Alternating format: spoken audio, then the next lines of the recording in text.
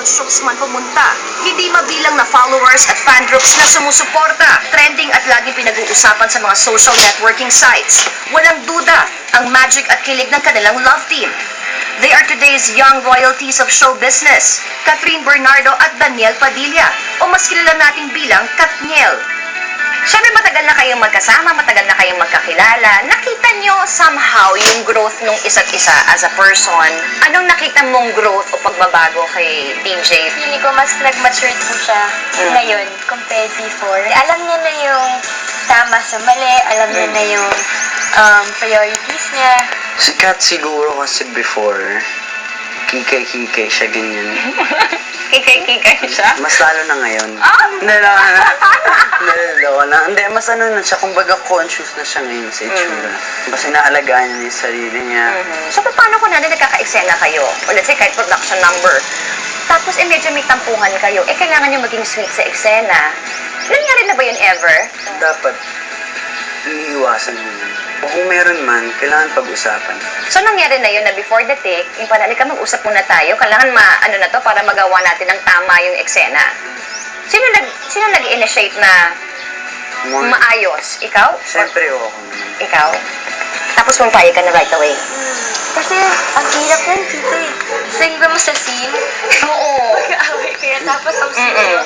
Kung pipilitin, nakita nila sa mata. Correct. Curious lang ako, pag wala kayong trabaho, nabibihira lang, anong ginagawa niyo? What's a typical day for you guys pag wala kayong work? Sikat, Mo yung kanya. pag wala siyang gagawin. Ops, wala siyang gagawin. Punta siya Rockwood, magpapaayos siya ng kuko niya. Tapos pumunta siyang Fort, magpapalinis siya ng mukha niya. Papalinis niya yung mukha niya.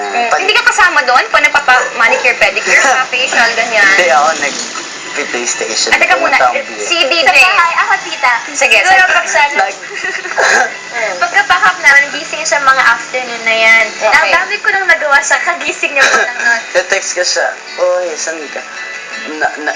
Nagpalinis na siya ng lahat ng buong katawan niya. Ako, kakagising ko pala. Okay, tapos kagising niya, Yan, buksan na TV niya, kakain siya, tapos siguro magpa-PlayStation siya or papapuntahin niya yung barkada niya sa bahay niya. Magba-basketball sila. Talaga? Hindi siya umaalis ng bahay pag Doon lang Hindi siya. kasi ako lang mahilig siya. umalis talaga eh. Ayoko na umaalis eh. Bukod sa kanilang sinubaybayan na on-screen team-up, tila nakaabang din ang kanilang tagahanga sa totoong namamagitan sa kanila sa likod ng kamera. Sino si Bob at sino si Pot? Narinig ko kanina tawag mo sa kanya Pot. Potty or pot-pot. Bakit Pot-Pot? Ang cute kasi sabihin eh. Tapos, payatot. So, parang pot, payatot. Ganun. Wala, parang mas mahilig kasi siya tita pag sinabi mo, ang sarap sabihin na ulit-ulitin mo, pot-pot, pot-pot, pot-pot. So, parang yan. Nakasanayan na siya. Okay, ikaw, bakit Baba? Baba? Tama ba? Kasi lagi niya sinasabing, taba niya daw. Di ba? Ano ka? Nasaan yung taba?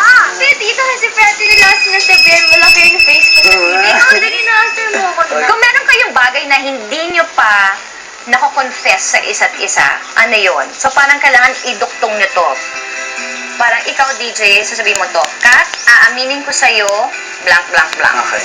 At ikaw din, DJ, aminin ko sa'yo, blank, blank. Kat, aaminin ko sa'yo, inuubos ko yung pagkain mo pag nagtitake ka.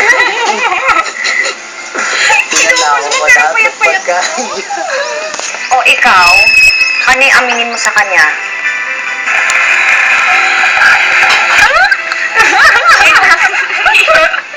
DJ, aaminin ko sa'yo na Na, nako-conscious ako minsan kapag tumitingin siya. hindi minsan madalas.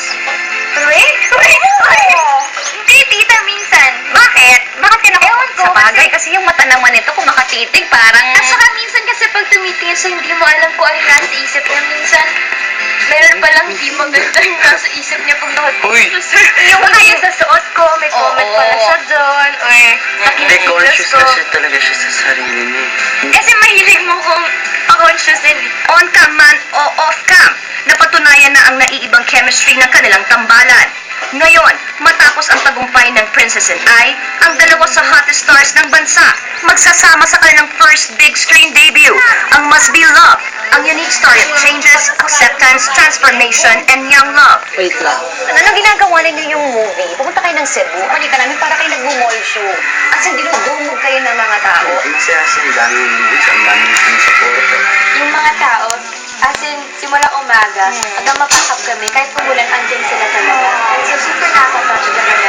Dito ba sa movie nyo, meron kang bagong makakasama or makakapartner si Liza Soberano? Kasi parang ikaw yung dati sa Princess and I, meron kang tatlo yung kapartner mo. Doon ngayon, it's DJ who has another partner. Hindi ka ba nahirapan? At ikaw din parang, ay, meron siyang iba. Trabaho po yun. Mga kailangan kasama sa trabaho. Nung una, parang nanibago ako siguro nung umpisa kasi sa Princess and I, parang ako yung may kalong. Oo. Tapos yun sa movie. Oo nga, na pag nakapanibago. Pero, Senos ka? hindi naman. Kasi mo na DJ, nagsenos ka? Kailangan na rin masali kasi mali ko sa next. So, may iba na pala siyang kalong. Di ba ko na lang yung kalong dahil din.